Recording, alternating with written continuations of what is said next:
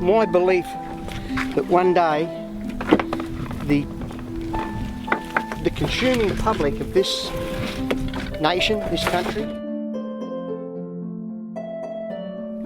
we supply food, and we've been doing it for 200 years with nets. You look at the bottom here, it's the same it was 200 years ago.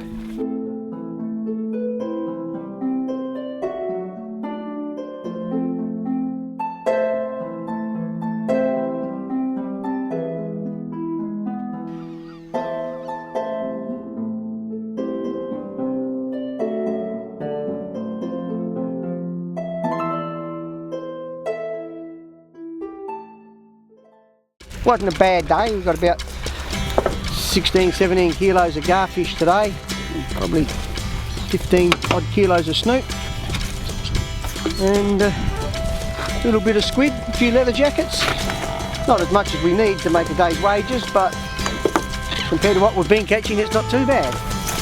I've been supplying the fish factory since its inception, since the founder of the fish factory was there actually. It's been nearly 40 years now, and I've been supplying them fish ever since. Their good relationship's pretty good with them, You take these fish today, in another hour and a half, they'll be at the factory.